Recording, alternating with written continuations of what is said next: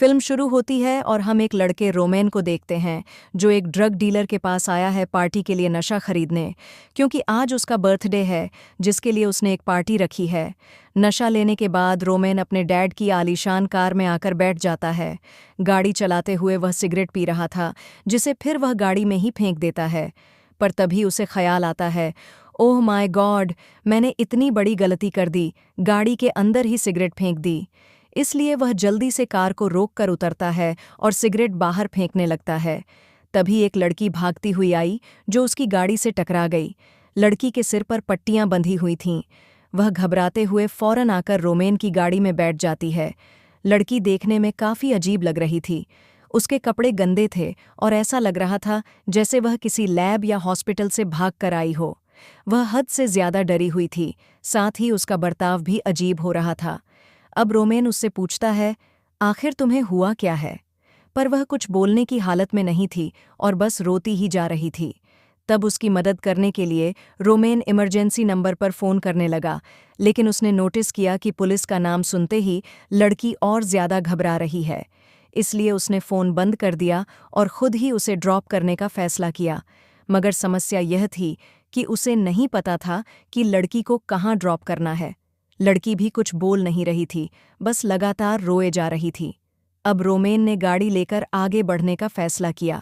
वह बीच बीच में उससे बात करने की कोशिश करता, लेकिन कोई फायदा नहीं होता। कुछ देर बाद लड़की अपने बैग से एक रिकॉर्डर निकालती है। रिकॉर्डर में कुछ कमांडो की आवाज़ें सुनाई देती हैं जो कह रहे थे, हम जिस सब्जेक्ट लड़की पर एक्सपेरिमेंट कर रहे थे, जिसका नाम हमने C39 रखा था, वो भाग निकली है। उसकी उम्र 25 साल है। अब लड़की उसे यह समझाने की कोशिश कर रही थी कि ये मेरे बारे में बात कर रही है, यानी सच में वो किसी एक्सपेरिमेंट का हिस्सा थी। मगर जाहिर है रोमेन को कुछ समझ नहीं आता और अब अचानक लड़की पागलों जैसी हरकतें करने लगी। वो अजीब तरह के इशारे करते हुए गाड़ी में अपना सर मारने लगती है। उसके पास एक चाकू भी था जिससे वह खुद पर वार करने लगी। हालांकि रोमेन उसे रोकने की कोशिश करता है, लेकिन वो नहीं रुकी, बल्कि उस पर ही गिरकर अपना खून रोमेन पर लगा देती है और तभी वह सीट पर गिर गई, अपना दम तोड़ देती है। ये देख रोमन पूरी तरह घबरा गया, क्योंकि उसे कुछ समझ ही नहीं आ रही थी कि मेरे साथ बर्थडे वाले दिन क्या हो गया है और अब मैं क्या करूं। वो उसे उठाने की कोशिश करता है, लेकिन जाहिर है इसका कोई फायदा नहीं था। अब किसी तरह वो बाकियों की नज़रों से बचता हुआ गाड़ी अपने गैराज में ले आता है। एक बार फिर उसने लड़की को चेक किया, मगर वो नहीं उठती। रोमेन की घबराहट से हालत खराब होने लगती, क्योंकि एक तो वह खुद भी खून में लटपट था, ऊपर से उसकी गाड़ी में एक लाश है, जो बहुत ही खतरनाक बात उसे पार्टी में जाना था, और यह उसके साथ क्या हो गया। खैर, अब खुद को संभालते हुए वह सबसे पहले नहाने गया। नहा कर आने के बाद वह खुद को ही कोसता रहता है कि काश मैं गाड़ी ना रोकता तो आज मेरे साथ यह सब ना होता।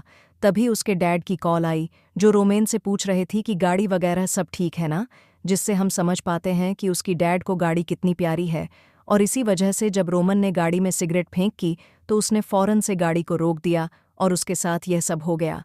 अब यहाँ वो अपने डैड को ऐसे जाहिर करवाता है कि गाड़ी बिल्कुल ठीक है और फ़ोन रख देता है। वो गाड़ी को चेक करने लगा, लेकिन वो लड़की वहाँ से गायब थी, जिसका मतलब था कि वो मरी नहीं थी, बस उस टाइम जख्मी होने की वजह से बेहोश हो गई। और यह बात काफ़ी चौंका देने वाली थी कि इतना जख्मी होने के बाद भी वो जिंदा कैसे थी और उसमें इतनी ताकत कैसे बाकी रही कि वो उठकर भाग भी गई। इसका जवाब हमें आगे पता चलेगा।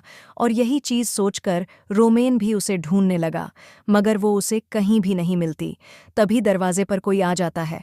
रोमेन जब चेक करने गया तो वहाँ उसकी दोस्त थी, जिसका नाम ऐना होता है, और क्योंकि रोमेन की बर्थडे थी तो ऐना उसके साथ टाइम गुजारना चाहती थी ताकि उसे अच्छा लगे। लेकिन घबराहट की वजह से वो ऐना को रोक कर फिर से लड़की को ढूंढने लगा और ऐना बाहर चली जाती है। सिगरेट पीने के लिए रोमेन को लगा कि वो नाराज़ है, इसीलिए वो ऐना को अपने पास बुलाता है, वो कहती है कि मैं तुम्हें पार्टी के लिए लेने आई थी, मगर तुम तो उल्टा ही बर्ताव कर रही हो। मेरे साथ उसे रोमे पर शक भी हो रहा था कि क्यों इस तरह की हरकतें वो कर रहा है। रोमेन उसे समझा बुझाकर वहां से भेजने लगा कि तभी रोमेन के बाकी दोस्त भी आ जाते हैं उसे लेने के लिए, मगर वो सिर्फ ना कोई उनके साथ भेज देता है, यह कहकर कि मेरी तबीयत थोड़ी खराब है, मैं बाद में आऊँगा, और अंदर जाकर सीसीटीवी कैमरा में लड़की को ढूंढने लगता है। मगर वो उसे फिर भी नहीं मिली, इसलिए वो बाहर आ गया जहां उसके दोस्त अभी तक नहीं गए थे, इसलिए रोमेन उनके साथ जाने लगता है। रास्ते में भी रोमेन अजीब बर्ताव कर रहा था, और जब वह पार्टी में पहुंचा तो भी उसे कुछ ठीक नहीं लग रहा था। उसके दिमाग में बस वही लड़की घूम रही थी। ऐना को भी कुछ समझ नहीं आ रहा था कि आखिर चल क्या रहा है। तब उसके बाकी दोस्त उससे पूछते हैं, रोमेन, आखिर तुम्हारे साथ क्या हुआ है? लेकिन उनकी बात का जवाब दिए बिना वह चुपचाप एक रूम में चला जाता है। ऐना अपने दोस्त के साथ बाथरूम में जाती है। कुछ देर बाद जब वो वहां से चली गई तो उसके दोस्त के पास रोमेन आ गया, यानी कि रोमेन ऐना को धोखा दे रहा था। इसे बेचना की दोस्त देखती है कि रोमीन की आंखें चमक रही हैं, जिससे वो काफी घबरा गई। इस बारे में रोमेन को बताती भी है तो वो अपनी आंखें शीशे में देखने लगता है। वो फिर पागलों की तरह अपनी गर्दन हिलाने लगता है। तभी उसके डैड की कॉल आई, जो कहते हैं कि कुछ देर पहले घर का अलार्म बजा है और मैंने कैमरा फुटेज में किसी को घूमते हुए भी देखा है। मैं घर पर नहीं हूं, तो तुम जल्दी से घर जाकर देखो कि आखिर क्या माजरा है। तब रोमेन घर जाने के लिए निकलने लगा, जिस बीच हम भी उसकी चमकती हुई आंखों को नोटिस कर लेती हैं, जो इस बात की तरफ इशारा था कि ज़रूर उसके साथ कोई गड़बड़ हुई है। वो जब बाहर आया तो उसका दोस्त ज़बरदस्ती उसी पार्टी में डांस करने का कहता है। इसी रोमेन को इतना गुस्सा आया कि वो अपने ही दोस्त को बुरी तरह पेट के रख देता है।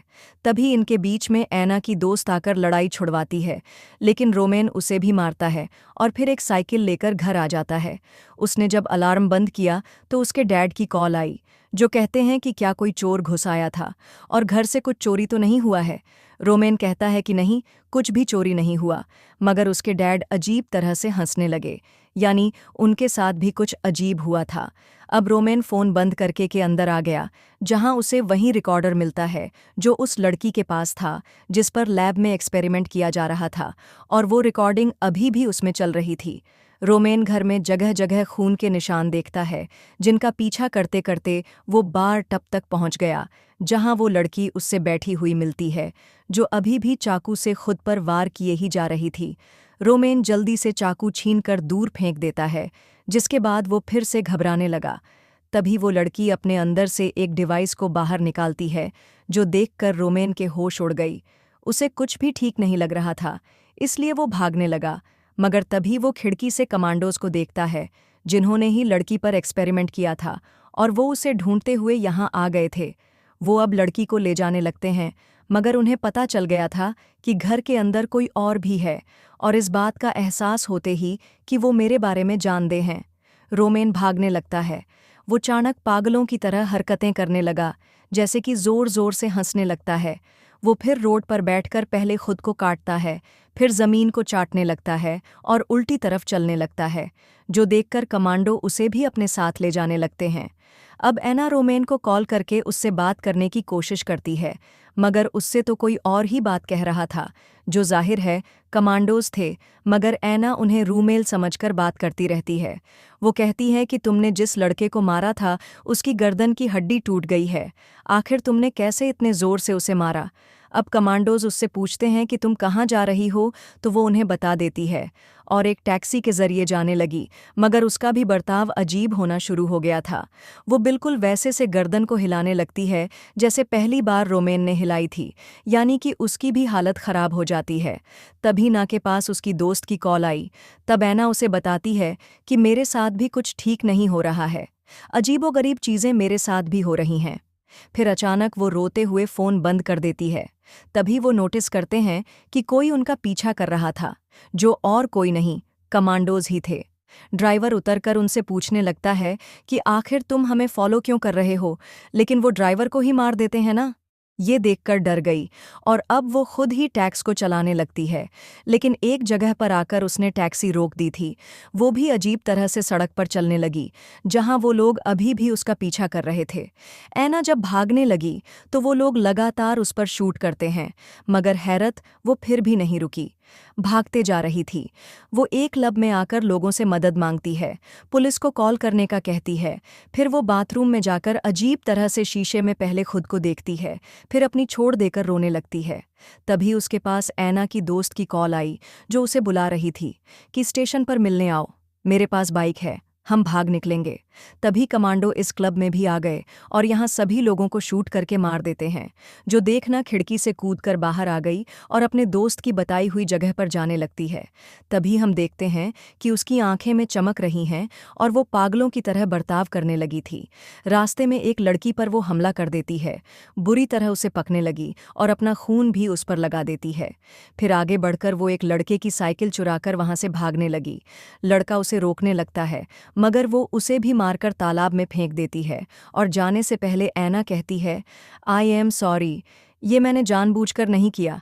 पता नहीं मेरे साथ क्या हो रहा है जो मैं ऐसी हरकतें करने पर मजबूर हो रही हूँ। तभी हम देखते हैं कि पूरे शहर में सायरन बज रहा है, यानी शहर के अधिकतर लोगों के साथ ऐसी अजीब चीज़ें हो रही हैं। इसके बाद ऐना अपने दोस्त के पास पहुंचती है। उसकी हालत देखकर उसका दोस्त उसे जल्दी से बाइक पर बैठा लेता है, लेकिन ऐना अचानक अजीब तरह से अपना खून अपने दोस्त पर लगाने लगती है। यह देखकर उसका दोस्त घबरा जाता है और उसे बाइक से नीचे गिरा देता है। उसने देखा कि ऐना अब जानवरों जैसी हरकतें कर रही है, इसलिए उसका दोस्त वहां से भागकर दूर चला जाता है। तभी उसके पास उसकी मॉम की कॉल आती है। मॉम कहती है, शहर में कुछ बहुत ही अजीब हो रहा है और मेरी व्हीलचेयर एक जगह पर अटक गई है। यह सुनकर उसका दोस्त जल्दी से अपनी मॉम को बचाने के लिए वहां से जाने लगता है, पर तभी हम देखते हैं कि ऐना लगातार उसका पीछा कर रही थी। वह इतनी तेज भाग रही थी जैसे कोई बाइक हो। उसकी स्पीड हैरत अंगेज थी, जो काफी डरावना लग रहा था। अब उसकी दोस्त किसी तरह अपनी बिल्डिंग में पहुंचती है और लिफ्ट के जरिए अपने घर जाने लगती है, मगर लिफ्ट बीच में ही रुक जाती है। इससे ऐना की दोस्त घबरा जाती है। तभी वह बाहर ऐना की आवाज़ सुनती है, जो उसे पुकार रही थी। आवाज़ सुनकर उसकी दोस्त और भी डर जाती है और लिफ्ट के अंदर ही सहमकर खड़ी हो जाती है। जो बिल्डिंग के लोगों को मार मार कर खा रही थी और उनके चीखने चिल्लाने की आवाज़ें आ रही हैं, तभी उनमें से एक कमांडो की आवाज़ भी उसे सुनाई देती है, जो कहता है कि शहर में एक तरह का वायरस इन्फेक्शन फैल गया है। अगर तुम उससे इफ़ेक्टेड नहीं हुई, यानी कि उसकी लपेट में नहीं आई, तो हम तुम्हें बचा सकते हैं। तभी लिफ्ट एक बार फिर चलने लगी और वो अपने फ्लोर पर पहुंच जाती है। लेकिन घर आकर उसने देखा कि ऐना उसकी मोम को खा रही है और उनका पूरा सर ही उसने गायब कर दिया था। खाकर घबराते हुए उसकी दोस्त वहां से भागने लगती है। जी हाँ, तभी उसके सामने एक कमांडो आ गया, जिसने मास्क पहना हुआ था। वो ऐना के दोस्त को पकड़कर उसकी आंखों को देखने लगा, ये चेक करने के लिए कि कहीं ये इफ़ेक्टेड तो नहीं, लेकिन वो इफ़ेक्टेड फ़िलहाल नहीं हुई। इसलिए कमांडो अपना मास्क हटाती है, यानी कि वो एक लड़की। वो उसे वहीं रुकने का कहकर ऐना को मारने जाती है, मगर उल्टा ऐना ने ही उस पर हमला कर दिया था। लेकिन जैसे तैसे कमांडो उसे मार देती है। उसने कई बार ऐना के सर पर शूट किया, जिससे उसके सर का बुरा हाल हो गया था। लेकिन जाहिर है, इससे कमांडो खुद भी इफ़ेक्टेड हो गई थी, क्योंकि उसके पैरों पर ऐना का खून लग गया था। यानी कि अगर इफ़ेक्टेड इंसान का खून नॉर्मल इंसान की जिल्द पर कहीं भी लगे तो वो भी इफ़ेक्टेड हो जाता है, जिसका मतलब साफ है कि ये वायरस बहुत ही खतरनाक है और इतनी तेज़ी से फैलता है, और इफ़ेक्टेड इंसान पूरी तरह वायरस फॉर्म में आने के बाद हद से ज़्यादा खतरनाक बन जाता है। अब कमांडो ऐना के दोस्त को कहती है कि अगर तुम भी डायरेक्ट इफ़ेक्टेड के पास नहीं गई, तुम इफ़ेक्टेड होने से बच सकती हो। मगर हम जानते हैं कि वो रोमेन के करीब आई थी और उस पर ऐना का खून लगा था, यानी कि वो भी इफ़ेक्टेड हो जाएगी। मगर उसने ये बात कमांडो को नहीं बताई, क्योंकि उसे खुद ही समझ नहीं आ रही थी कि ये सारा माजरा क्या है। अब कमांडो उसे यह भी बताती है कि तुम उसी जगह पर रहो जहां अंधेरा हो, क्योंकि इन्फेक्टेड लोग रोशनी की तरफ तेजी से खींचे चले जाते हैं। फिर वो उसे गन देकर कहती है कि यहाँ से भाग जाओ, क्योंकि कुछ देर बाद मैं इफ़ेक्टेड बनकर तुम्हें नुकसान पहुंचा सकती हूँ। फिर कमांडो उसे दूसरी तरफ मुंह करने का कहती है और वो फिर खुद को शूट करके मार डालती है, जिसे अब हमें समझ आती है कि क्यों ये कमांडो सभी इफेक्टेड का खून लगे, लोगों को मार रही थी, क्योंकि वो नहीं चाहती थी कि ये वायरस पूरे शहर में फैले और इससे तबाही हो। लेकिन हमें पता है कि ऐसा तो हो चुका है, और अब देखते ही देखते एना की दोस्त भी इफेक्टेड होना शुरू हो गई थी। उसका बर्ताव बदलने लगा, वो पागलों की तरह हंसने लगती है, और हम सुन पाते हैं कि पूरे शहर में तबाही मची हुई है। अब यहाँ हमें पता चलता है कि वह पहली लड़की यानी एक्सपेरिमेंट की सब्जेक्ट C43 इस सब की जड़ थी। उसी की वजह से यह वायरस पूरे शहर में फैला। उसने सबसे पहले रोमेन को इफेक्टेड किया, अपना खून लगाकर। फिर रोमेन के कांटेक्ट में आने से बाकी दोस्त इफेक्टेड हुए, और उनके जरिए यह वायरस तेजी से शहर के अन्य लोगों में फैल गया। धीरे धीरे पूरा शहर इसकी चपेट में आ गया। अब हमें पता चलता है कि कमांडोज यह एक्सपेरिमेंट गवर्नमेंट के कहने पर कर रहे थे, ताकि इंसानों को सुपरफास्ट सोल्जर्स बनाया जा सके, जो बेहद पावरफुल हों। उन्होंने अपने सब्जेक्ट को इस तरह डिज़ाइन किया था कि उसका खून लगने से बाकी लोग भी उसके जैसे सुपरफास्ट और पावरफुल बन जाएं। लेकिन यह प्रयोग भयानक रूप ले चुका था। इंसान पावरफुल तो बन गए, मगर किसी उल्टे असर की वजह से वह खतरनाक बन गए। इफेक्टेड लोग खुद को और दूसरों को काट काट कर खाने लगे। क्योंकि यह चीज़ तेज़ी से हर तरफ फैल रही थी, इसे रोक पाना बेहद मुश्किल हो गया था। अब सवाल यह था कि क्या कमांडोज इसका कोई हल खोज पाएंगे? क्या वे इस इन्फेक्शन और वायरस को रोकने में सफल होंगे? यह सवाल हमें सोचने पर मजबूर करता है। आपको क्या लगता है, इस स्थिति में क्या किया जा सकता है? अपनी राय का इजहार ज़रूर कीजिएगा। और इसी के साथ इस फिल्म की कहानी यहीं पर ख़त्म होती है।